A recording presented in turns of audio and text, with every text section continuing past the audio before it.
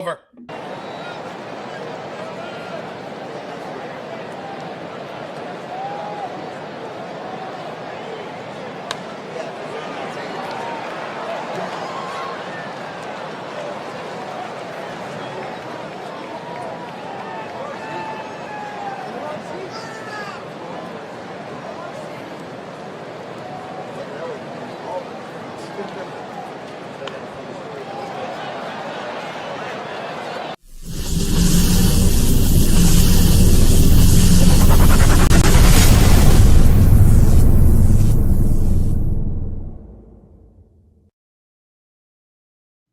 What is up, everyone, and welcome back to Across the Board, sponsored by MoneyBall Metrics. You have your normal Thursday team here. Today, you have myself, AlphaDog Bets, here with my guy staying positive, JD, from Line Movers. What's good, JD? How are you today, bro? Doing good, man. It's Thursday. That means the weekend is getting close. Does that mean anything to us, though? Like, realistically, as sports cappers, like, is there really a weekend for us? I was about to say, as far as us for like literally this being what we do, no, I guess it really doesn't matter whatsoever. You know what I mean? We don't really get breaks. Besides the MLB All-Star break is really the only real off time we have it. And then as actually as far as tennis, I still have tennis going then. So but that's the closest thing to actually really, besides of we go somewhere and we make ourselves take the day off. Yeah, 100%. We really don't have any off time. There are no weekends for us. Every day is a weekend, though. We're blessed to call every day a weekend. Getting to do this every day and getting on here and talking to you guys. JD, ready to go into our, I was going to say weekend recap again, bro. I always do that. You ready to go into our Wednesday recap? For sure. Let's do it, bro.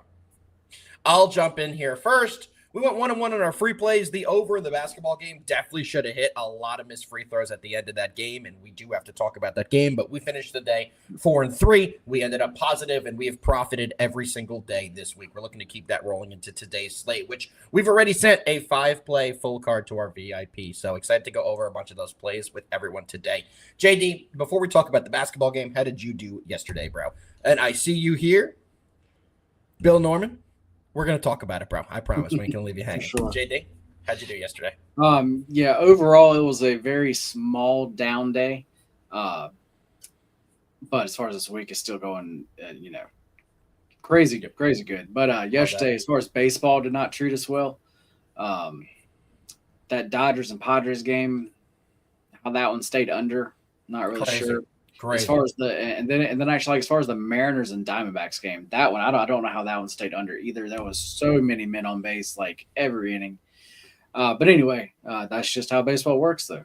You're so true. So right. So, but yeah, other than that, last night I did have that big play on that first half over. So that was nice. I guess we can go ahead and lead that right actually into that game. I did not expect the Pacers to actually pull that one out. But they did. And, as far as the role players goes, that was what made that game. And it was the bench. The Pacers bench was unbelievable. And, I mean, as far as the leading scorer of the game was actually from the Pacers bench. Yep. So that kind of tells you everything there. I definitely have a lot to say on the game, but it's about, the next game. So we're going to save that. But yeah, the game did not, the line was weird. And actually that's why I did not back the actual Thunder side. Cause we actually talked all about that, about how the line was weird. Yeah, Pacers got it done. So good job. There is a random stat that I read where if teams are 1-1, the team that wins that third game to go up 2-1 wins the NBA Finals 80% of the time. Crazy. I feel like that stat may not be true for actually this series, but it may not apply to this one. I feel the same. But I guess we will have to see. Man, SGA looked tired. That's the best way I can put it. From watching that game in the fourth quarter, he looked gassed. Every time the ball went out of bounds, he was hunched over, hands on his knees, trying to catch his breath. In the offensive set, he really couldn't blow by anybody. And defensively, SGA, I know he has all these defensive accolades. He was blown by on every single attempt by whoever he was guarding last night. He was an absolute liability on defense. On offense, he did not provide much either. The Pacers played a phenomenal game. They really did. The fourth quarter, they won it 32-18. That was the difference in the game. If OKC just played somewhat of a competent fourth quarter, that one should have been a lot closer. And like I said, the over that we took in that game should have cashed. We only lost that by 4 points, and OKC only scored 18 in the fourth. But unbelievable performance by the Pacers, unbelievable performance by their bench. And TJ McConnell, the world's most annoying backup point guard, played an unbelievably big role in this game. The amount of steals off the inbounds, the extra possessions he got his team, and a bunch of those steals, he just went up and put them in the basket. He only had 10 points in the game, but it felt like every basket that TJ McConnell scored was at a huge moment and a game-changing play in terms of momentum. When he was on the court, the Pacers were a plus 12 in the game. He was the third best plus-minus in the game. And you take a look at plus-minus for the entire team. Miles Turner had a -8. Tyrese Halliburton only had a +1. Aaron Nesmith only had a +1. Then you take a look at the bench. Obi Toppin, +18, leading the game in plus-minus. TJ McConnell, +12, leading the game, third in the team in plus-minus. And Benedict Mathurin, who led the team in scoring, 27 points, leader of the game in scoring, had a plus-minus of +16. So it was really when the bench was in, they were able to get it done. So very impressive game by the Pacers. They played on both sides. And Benedict Mathurin looked like one of the best players in the series, which was surprising. And JD, we made a joke on the show yesterday. I think we said we were going to parlay Ben Mathurin. I think it was like 5 threes. We made some joke about him absolutely going off, and then he did absolutely go off. So big performance by the Pacers. Yep. Bill, congratulations. You should be excited. I know you're a Pacers fan. Enjoy it. Enjoy it, especially until Friday. Today and tomorrow, enjoy the hell out of it. You guys have a lead in the NBA Finals, and no matter what happens, it's been a successful season for your Pacers, and they've looked great in these NBA Finals. Red Hot Take is asking if we think it's going 7. JD, I'm going to kick it to you, and then you had a point to add as well. Do you think this is going 7, and what did you want to add? I do not. I actually think that this is going 6 games. I think the Thunder went out actually from here. That being said, Pacers have a 2-1 lead in this series. OKC to win the series is still over -200. Yep. I think that kind of tells you everything you need to know.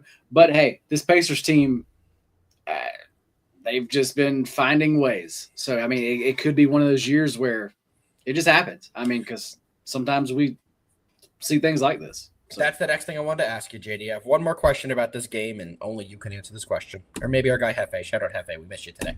The only question I have to ask you, JD, do the Pacers have a real chance?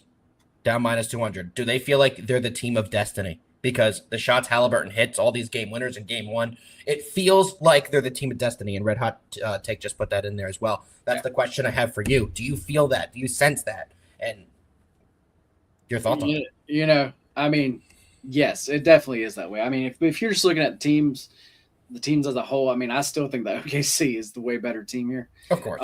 But yeah, they're just getting it done. And just like you said, in every big moment where they have to have something go right, they've just got it done every single time. Like every single chance that they've had. And you know, that's the thing with sports betting as well, as far as especially the way I do it and the way I price things, you just can't price that. No, there's no way to build that into any model, any capping. It's the X factor you can't plan for. It's this team just has that when your back's against the wall mentality. They're going to fight and scrap and be able to win the game. And I know Jalen Brunson won the most clutch player of the year award. You know I'm a Knicks fan. I'm a Jalen Brunson guy. I probably like him more than I should like him. But Tyrese Halliburton is that dude. He's the most clutch player in the NBA right now. And there's no one who could take that away from him. The amount of game-winning shots, big plays, the facilitating he does right now, Tyrese Halliburton is that dude. And there's no other way to put it. All right, Jenny, we're going over a 4-game MLB slate today. You ready to dive in? Let's do it. All right. And as always, guys, if you have any questions on any games we're not talking about, please put them in the chat. We will go over every single question and every single game you guys want to talk about. Over to the comments before we get into today's game. Shout out to you guys for the bangers yesterday. We appreciate that, J-Bo. We had a bunch of winners from the show. And I did see one more comment here a little earlier in the show. Parlay Prince, I did not forget about you. You're telling me every favorite doesn't win today? I'm not telling you that. I'm not telling you that. I'm also not going to tell you that. Me and JD in the pre-show got in here, and we had a talk very similar to what you're putting here. It's like there's not a lot of dogs I like on today's card. There's got to be ways you could find playing some of these favorites because the pitching matchups, some of just the team matchups. Today's a very lopsided slate, and let's dive into the first game, which I think is one of those games, and I do have an official play on this game, so let's get into it. We're going to the Giants. We're going to the Rockies. The game is at Coors. It is in Colorado, and the Rockies are 12-55 on the year. They're 6-27 at home. For the Giants, they're 40-28. They're 18-17 on the road. But this is an opportunity for the Giants to kind of build on their series lead over the Rockies. The Giants do not see the Rockies again until September. This is a team they like to beat up on. This is going to be the 7th game against them already this season. So, JD, all that being said, this game's at 3:10, first pitch. What do you like? Yeah, you were just talking about games today and about how some of these games, there's just a big mismatch, and this is one of them. This is a huge mismatch. First off, on the bump for the Giants, you have Mr. Hayden Birdsong. For being somebody that was in the pen and is coming out and now being in the actual, being in this role, he's actually not pitching bad. He's been good. But the main thing about here, though, is he is pitching at Coors Field. So, that can make guys that are great look really bad. But Birdsong has pitched here. He pitched here last year, and he pitched great. So that's something that we'd love to see. And then he's also faced this Rockies lineup and actually another game, and they've done well actually he has done well against them. Matter of fact, I don't even know if they have a hit. Mm-hmm.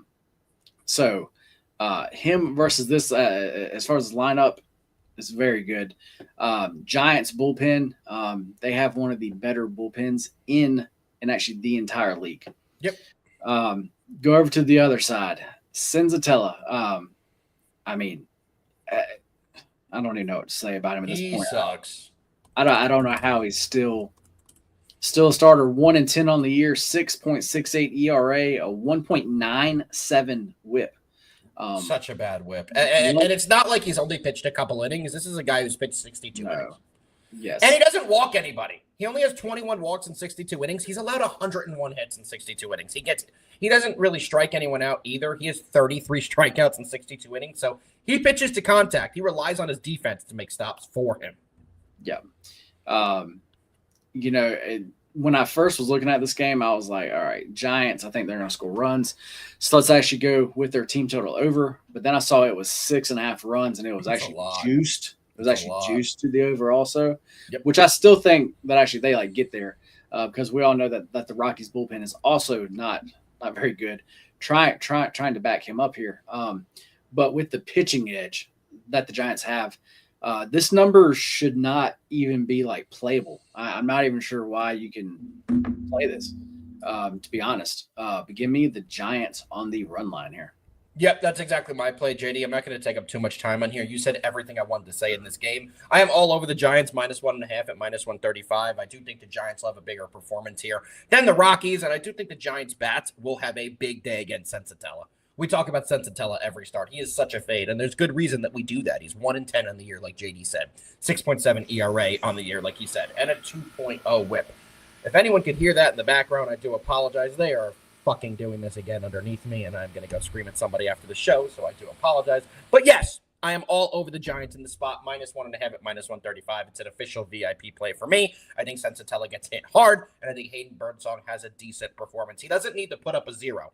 Birdsong can give up a couple runs here. I think the Giants are going to score right around that 6, 7, maybe 8 runs here, and Rockies maybe around 3, 4 runs. That'll give us a comfortable win on the Giants run line here.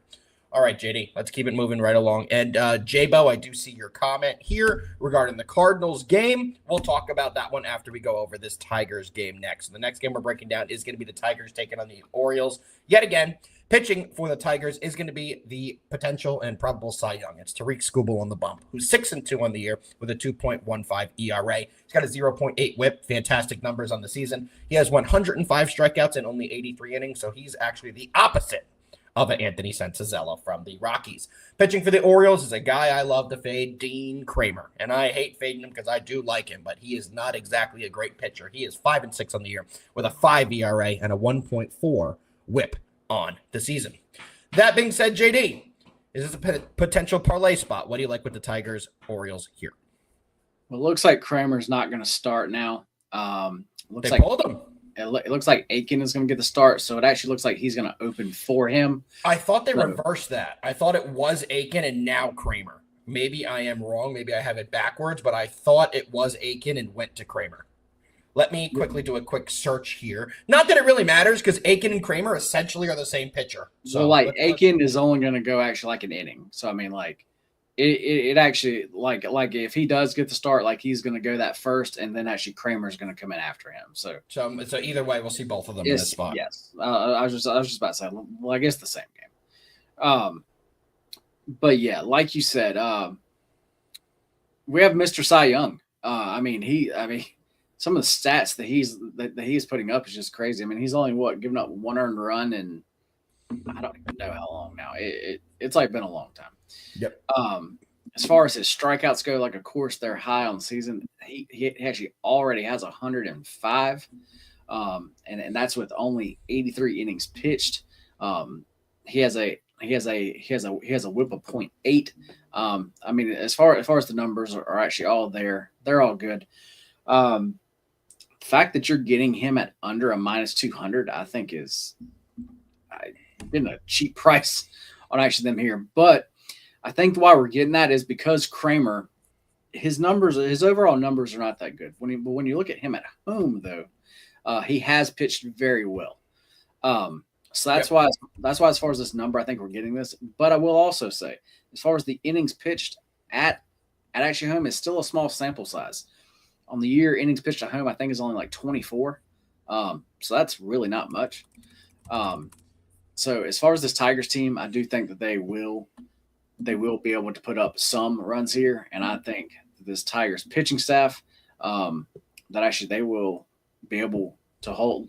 You nailed it, by the way. You nailed the pitching plan. What they're doing is they are going to go 1 inning of Aiken, and then they are going to Dean Kramer in the second, because their reasoning is that Dean Kramer gets shelled in the first inning. So to avoid that, they're going to go with an opener for 1 inning and have him basically be a starter in the second. To me, that's the dumbest thing I've ever heard in my life. If you're doing that because he gets shelled in the first inning, guess what? The second inning is going to be his first inning anyway. So his first inning. Stupid plan, in my opinion, but who am I? That's why I'm not an MLB manager. They just don't want him to face the actual Tigers' top 3 guys. Mm-hmm. They actually just don't want them to see him first. I get that, but still, I don't think it really matters that much, though. I agree. So yeah, that is where I'm at. This is one of those where I think the Tigers, they have the edge everywhere across the board here. So yeah, give me the Tigers on the run line. There we go. I'm going to be on the Tigers as well. I already posted my parlay of the day, and the Tigers are in that. So if you follow my Twitter, you already know what I'm on this game. But I parlayed the Mets and the Tigers today. You get that at a +125. We nailed our parlay yesterday of the Mets and the Dodgers. That was an easy cash. This one I think will be a rather easy cash as well. +125 to get the Tigers and the Mets is a phenomenal price with Kodai Senga on the bump for the Mets as well today. He's their guy. I think he'll have a big performance. And we're taking the probable Cy Young in the AL with the Tigers, taking on an Orioles team that at the end of the day, they're 13-18 at home. So I do think we'll have an easy parlay cash there. So I'm not going to take up a ton of time. Let's keep it moving right along to the next game we're breaking down today, which is going to be the Cardinals taking on the Brewers. J-Bo, this is the game you wanted to talk about. It was already on our schedule, so we got you here. But you're saying here that you got the Cardinals money line at a -20, -125. Now it's up to a -150. Well, let's go over the reasons why the line may have skyrocketed. Pitching for the Brewers is Jacob Misiorowski. He is one of the young prospects. He is coming into this game. I believe he's only 22 or 23 years old. Hard-throwing, very tall, right-handed pitcher. The guy throws absolute gas. But this is going to be his MLB debut. Pitching for the Cardinals is 7-1 Sonny Gray. He has a 3.35 ERA, a 1.13 whip, and the pitching matchup heavily favors the Cardinals here. But we just saw the Cardinals get absolutely smacked by the Blue Jays, who just swept them in a 3-game series. I had the Blue Jays every game in that series, and they won every single game. So that one was an easy read. This one's a little bit more of a difficult read because I'm not sure there's any value on the Cardinals at a -150. J-Bo, if you got it at a -125, there's definitely value there. But at a -150, it's a little tough to take this Cardinals team that's 14-18 on the road, taking on a Brewers team that's 20-14 with a pitcher that's a complete unknown. JD, what do you got? I mean, yeah, this line tells you a whole lot because, you have a pitcher making his first start here. Guys, if you've not heard of this guy, you need to watch out.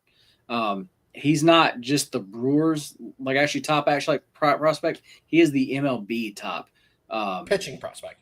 Yes. Because Anthony Roman was the number 1 overall. I believe he was the number 2 overall, but he is the number 1 pitching prospect. Yeah, and he is nasty, guys. This is a tall dude. Just like Alpha said, he throws hard. He throws really hard. He has, as far as his pitch mix, he has a rather large one. I think he throws I think he throws 5. And another point about how tall he is, he's 6'8". He's 6'8". Like when we say he's tall, he's tall, and he's clocked a pitch this year at 103 miles an hour in the minors. So I mean, he obviously, like I've just said, he throws really hard. He honestly just has some nasty stuff. He strikes guys out. His actual K rate, I believe, like even in the majors, is like gonna be high. And that's why the Cardinals are, only favored by this much. For me, this is definitely a stay off game. This is a game that I'm going to be very excited to actually watch this guy pitch. So there's where I'm at here. Honestly, this is crazy, especially where the total is, but the total is also telling you a lot here. This actually total's low. You have a guy making his first career start. I would actually lean on the under here. I actually think that runs are probably not going to be there's really not going to be a lot of them here. So if I had to make a play, that would actually be it. I would actually be just on the actual under. And honestly, as far as Sonny Gray, like he's been getting a bunch of wins. He really hasn't been giving up a lot of earned runs, but he's been giving up a lot of hits. Yep. So that kind of scares me with him. He's just been getting out of jams. So it's just, can he keep doing that? Last game he actually gave up 8 hits, but he gave up no runs. To the Rangers before that, he gave up 4 hits, but that was when the Rangers, they weren't hitting worth shit.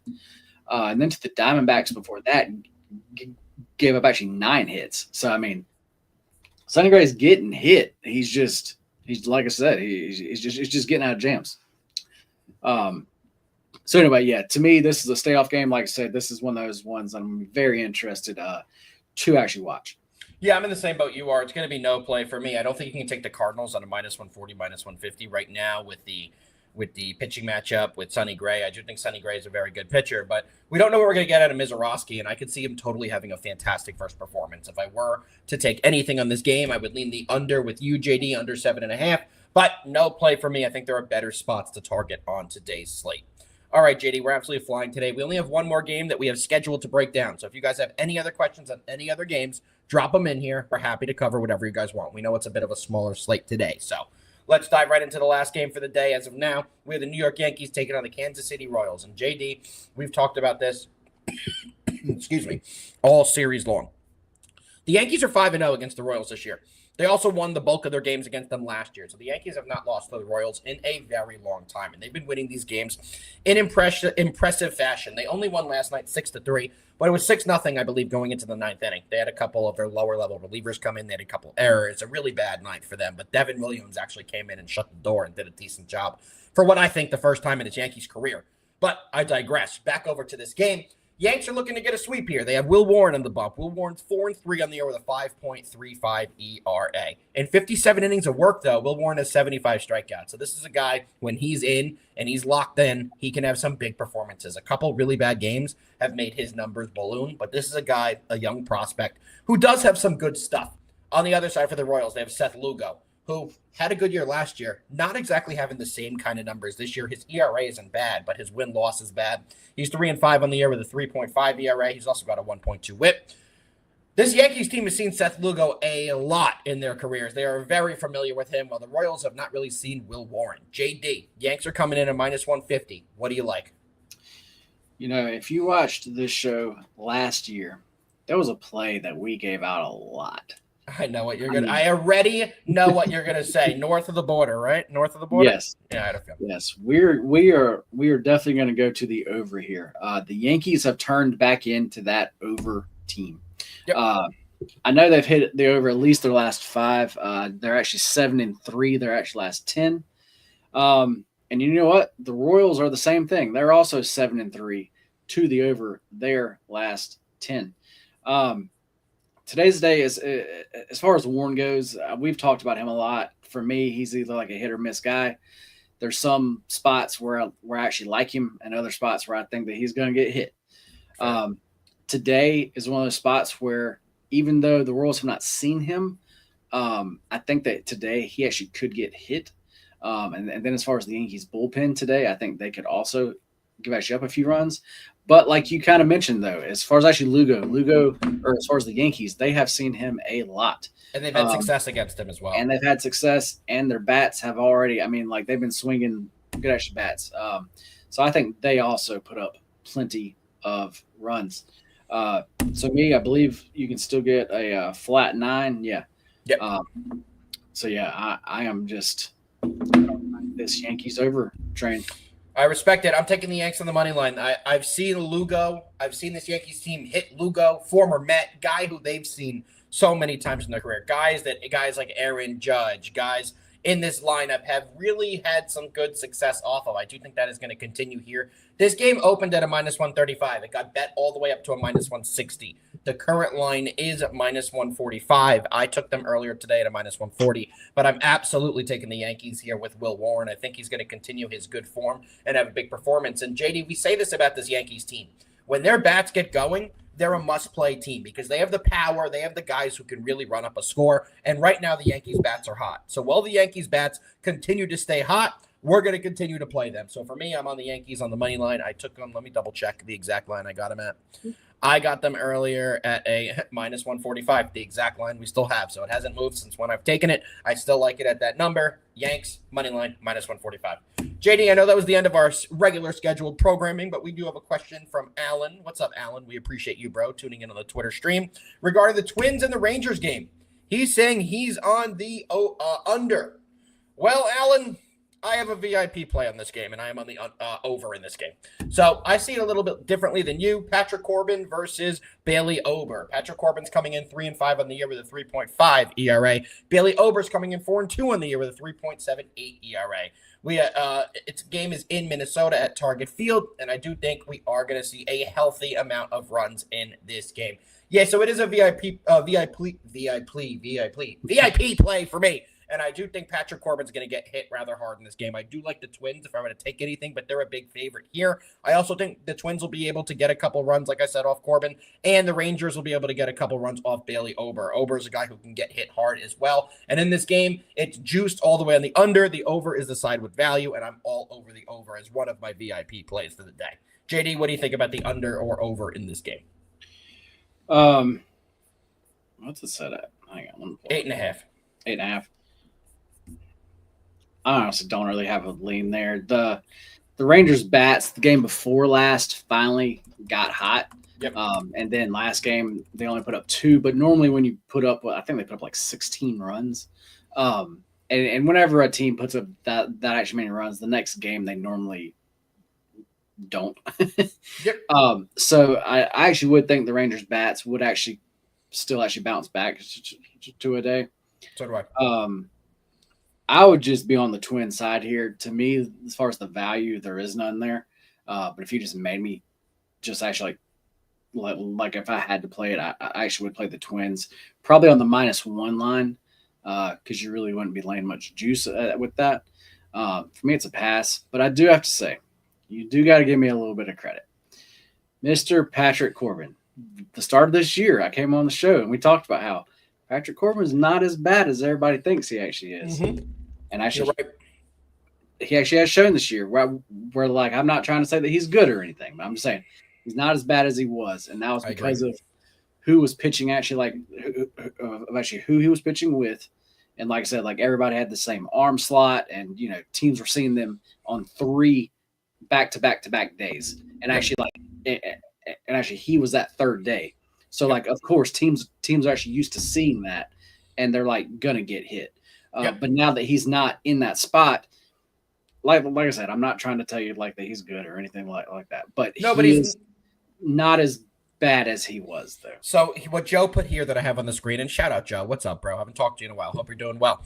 Corbin used to be an auto fade. So fucking true, Joe. Every time he used to start, I had a thing with my Twitter account. Every morning I'd wake up and tweet, Happy Patrick Corbin Day to everyone who celebrates. It was that bad. He was the number one guy I used to fade when he was on the Nationals. It was just free money almost every single time. You were able to take the team total of the opposing team, and that went over usually in the third inning. So he's not that guy anymore. He's performed much better, but it is funny. He was one of the highest paid pitchers in baseball to be an auto fade for the Nationals team. The Nationals just can't seem to get a lot right. But right now, I do like the Nationals' young core, so they have made some good moves. That Juan Soto trade they made, where they acquired C.J. Abrams, they acquired Wood, they acquired Hassel, they acquired a pitching prospect as well.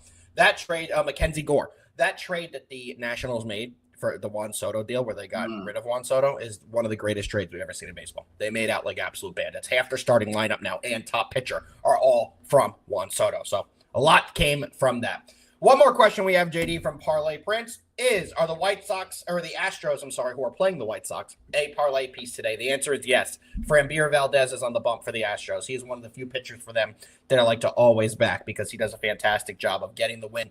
And he has a low ERA of a 3.07. He has a low whip of a 1.06. And the White Sox are a 7-27 road ball club team. Their road record is getting very, very close to the Colorado Rockies road record, which is one of the worst road records in baseball. So yes, I do think the Astros could be utilized as a parlay piece today. JD, what are your thoughts? I want to say yes. To me, the price is just not right for it.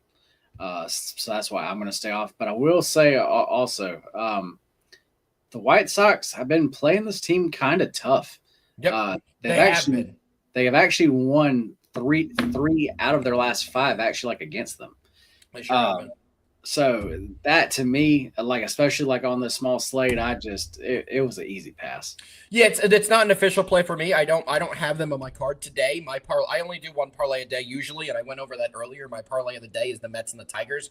But if you were to do another parlay, I would not mind the Astros as a parlay piece. I do think they get the win today. That's the best way I can put it. All right, JD. Doesn't look like we have any other questions in the chat today. If you guys think of any before we get through best bets, put them in there. We're here for you to do anything we can to give you guys the best possible show and the best possible content on the games you guys want to hear about. But we don't have that right now. So, JD, I think it's time. I think we hit every game, to be honest. Did we? Let me double check. With actually, like, with everybody's questions, I'm not sure. Well, no. Yeah. We didn't talk about two because we got the Fighting Footy Chancellors out in Pittsburgh that we didn't talk about either, taking on the Cubs. I'll quickly say I have a VIP play there. I'm on the Cubs -1.5. So there you guys go. That's my answer on that, giving you guys everything I got today. All right, JD, it's about that time. We get into our best bets for today, Thursday, June 12th. JD, how many do you have? Do you have 10 best bets from the 5-game slate? I'm just going one, man. What you got? But first off, everybody's mom has to be happy. Everybody's grandma has to be happy because everybody took all their money last night. They put it on that first half over, and that was a nice sweat-free win for everybody. So I'm glad that I'm not having to make any phone calls this afternoon. Yep. But anyway, today, this play I don't like quite as much as actually that one, but it is still my best bet for the show. And I'm feeling like it's going to be a theme, and that's going to be the Giants -1.5 runs. Well, shit.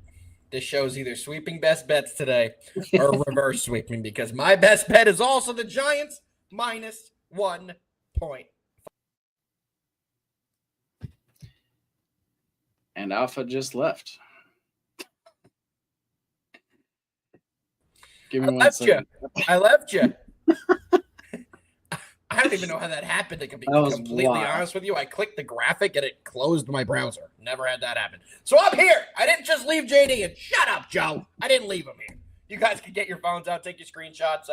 We're taking the New York Giants -1.5. I know it's the San Francisco Giants, but we're going to call them the New York Giants today if we're both going to be backing them. So we're taking the Giants with Birdsong against Sensatella -1.5. That game is his first pitch in just over 2.5 hours.